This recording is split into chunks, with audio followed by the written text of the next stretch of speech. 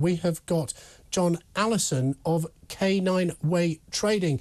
And I think, John, you're not in favour of this breed-specific ban as proposed by the Prime Minister under the Dangerous Dogs Act.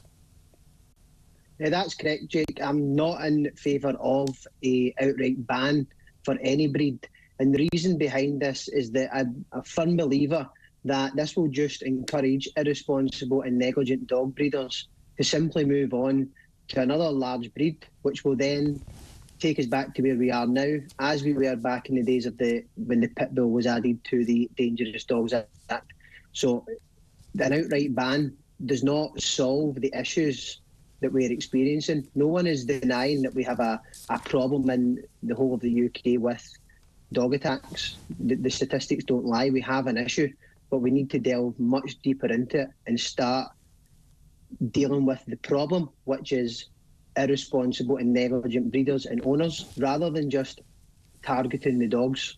Well, look, John, I've got two dogs. I'm the proud owner of two standard poodles, one of whom I rescued just earlier this year, who had been owned by someone who wasn't able to handle him, although he's coming on fine and they had health issues, so they couldn't really properly train him. So I understand what you say about we can't hold the dogs responsible, it's the owners.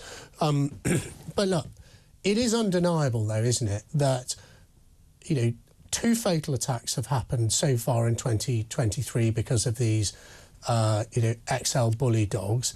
And also they are responsible for about 70% of the attacks that have taken place. So, you know, bad owners will always be bad owners. You can be the bad owner of a standard poodle or a Jack Russell or a Chihuahua as much as you can be a bad owner of an XL bully. But these dogs are, when put in the hands of bad owners, very tragically killers.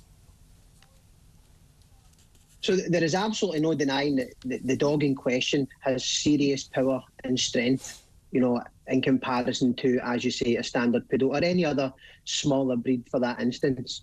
However, there's also no denying that we do have bad dogs. We do have dangerous dogs within the country, and a large number of them. However, these were still created by the human. At some point in time, this bloodline was created by the human. So therefore, if we just simply ban a breed, all that will happen is, one, this breed will go underground, as the pit bull is at the moment, and secondly, what these irresponsible and negligent breeders have done with the American bully, they will simply do with other breeds, and owners of any mastiff or bull breed type dog are then at risk of falling into the same category. So we just repeat ourselves over and over again without ever actually having any serious consequence. You're not wrong, because I'm sure many of our viewers and listeners will remember that there was a similar feeling, funnily enough, about Rottweilers when I was a lot younger. That then became concern, and Rottweilers, which aren't a prescribed breed under the Dangerous Dogs Act, in fact, they can be very good dogs and very good family pets.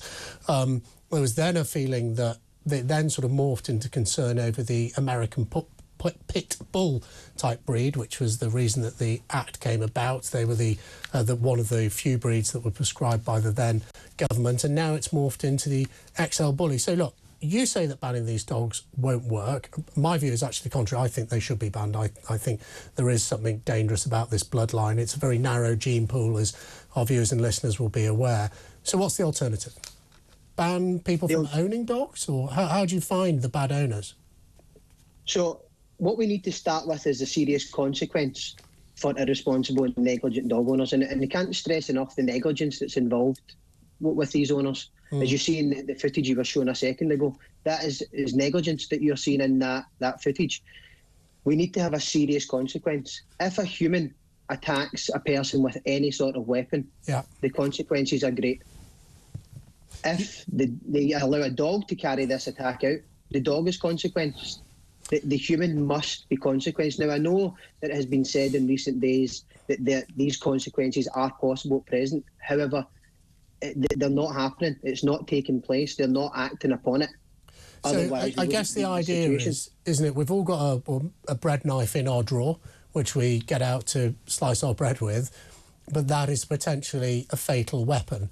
And we wouldn't ban bread knives because people use them to kill people. So your view is, paraphrasing you slightly, John, if you're still with us, your view is that actually it's the individual who should be criminalised for this behaviour as a bad owner, which they to some extent are already, but there should be much more severe punishment. Bushra, I'm going to bring you in here.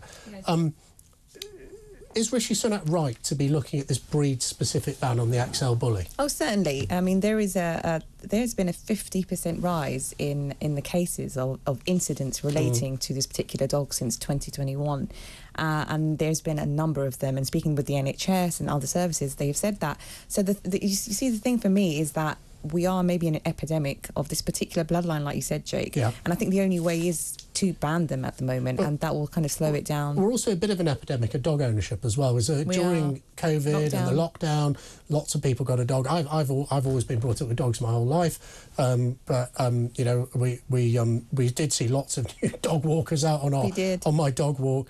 And is there enough information out there for people who are maybe new to dog ownership or get one of these working or bull type breeds about you know, the impact it can have on your family and how you properly train them? Probably not. I'm sure there's like some places that you can go on online to really investigate it, but certainly not enough. I mean, my uncle, he has a German Shepherd, and and he's a guard dog, and he's a wonderful dog, but my uncle's also incredibly experienced with them for the last 20-30 years, so he knows how to take care of them and how to train him, you know, and etc. all of this stuff. It's where this particular dog, and it's whose hands these pets are going under the thing.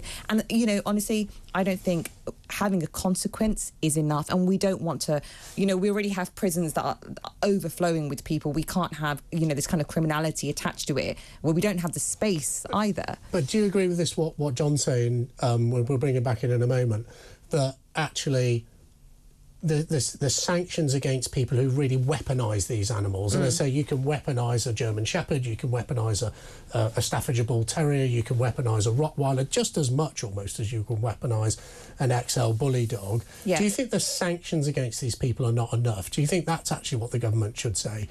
Oh, no, I don't think so. I don't think having a consequence attached to it is not going to make a difference. And and the people that breed them, and even if they do that illegally, they still let me challenge you on that. Okay, so if one of these dogs gets out of control and it's been weaponised through its training and kills someone, should that person be charged with murder? Totally. Yeah, totally. Completely agree. Completely. John, are these dogs weaponised? In a lot of occasions, yes, they are. And I would just like to come back there on what Bushra was saying. In one part of the statement, a consequence was not enough. And then in the second part, if the dog essentially committed a murder, they should be put in prison. Well, I think the owner should be put in prison, John. Yeah, the owner, yes. But in that first part of the statement, you said, you know, that a consequence is not the route to go down. However, because prisons are already full. But surely if it's not enough to go to prison for an attack, then why are we looking to ban this breed? We need to look beyond. Now, what we need to accept is that the ban is coming in. That's ultimately what the Prime Minister has said. The ban is coming. So people need to now look beyond the fighting against a ban, because he has clearly stated, he's not said that he's looking to make it happen. He is going to make it happen. So we need to deal with what we have. Now, in my opinion, as a professional, I believe that we can use this as a positive across the board with all dogs. John, thank you very much. That's been really interesting.